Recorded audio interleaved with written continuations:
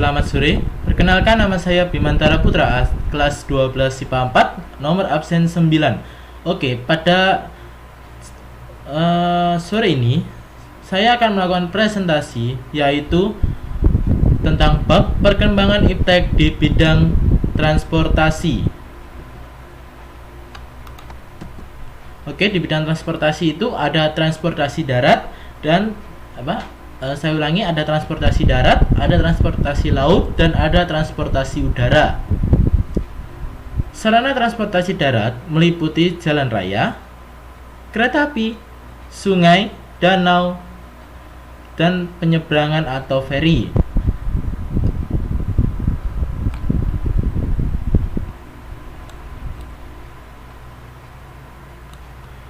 Pembinaannya dilakukan oleh Direktorat Jenderal Perhubungan Darat.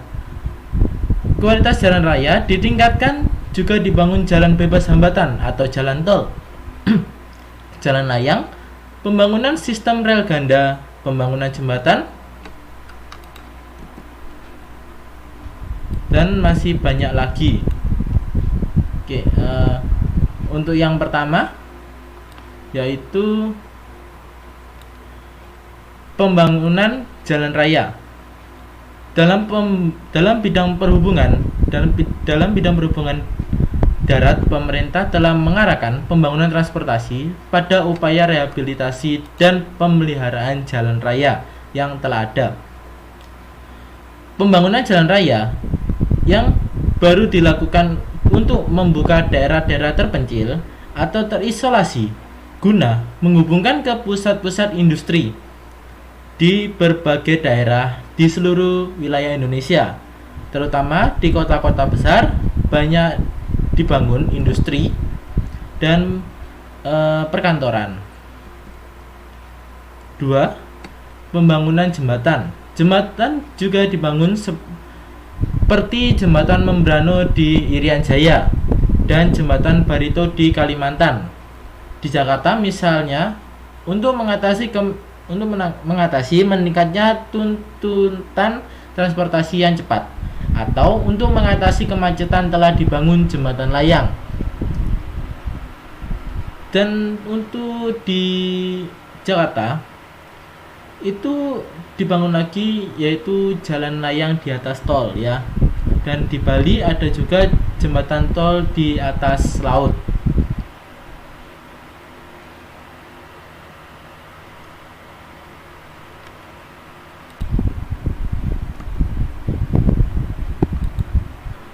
Untuk yang ketiga yaitu pembangunan jalan kereta api. Pembangunan sarana jalan kereta api juga harus dilakukan untuk menghindari hal-hal yang tidak diinginkan. Pembangunan jalan kereta api telah dilakukan sejak zaman kolonial Belanda dan telah diresmikan sejak tahun 1867.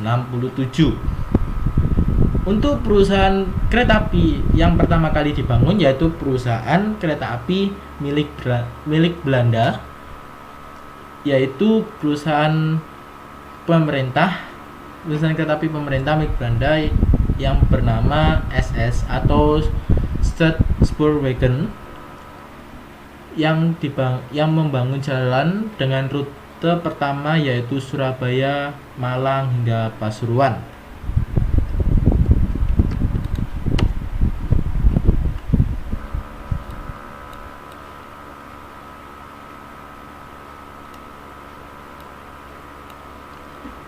Sarana transportasi laut. Indonesia merupakan sebuah negara kepulauan yang memiliki lebih dari 18.000 pulau. Pulau-pulau itu telah dipisahkan oleh laut dan selat. Untuk itu, di pembangunan sarana transportasi laut sangat penting.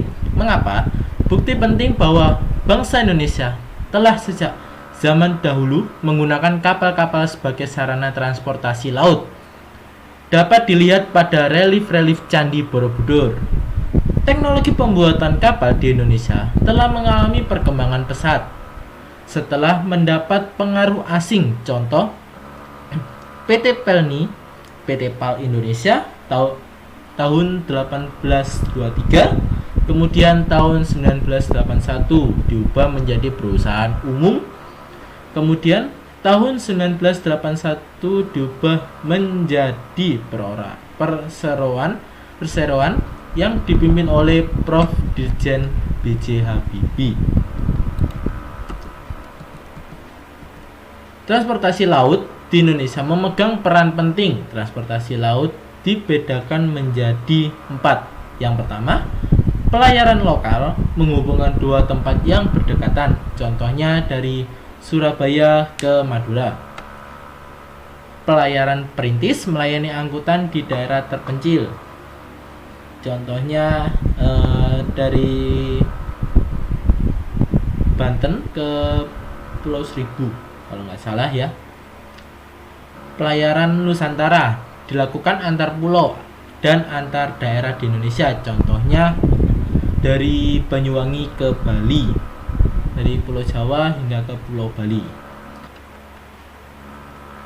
Untuk yang selanjutnya yaitu pelayaran samudra menghubungkan Indonesia dengan dunia internasional, yaitu contohnya dari Kalimantan hingga ke Malaysia yang melewati laut atau sungai.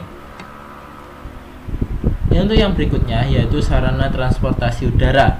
Sarana transportasi udara ditandai dengan mudah dan cepatnya hubungan atau perjalanan melalui udara baik antar pulau atau antar negara. Pada tahun 1976, industri pesawat terbang yang dirintis oleh Nortanio diberi nama IPTN.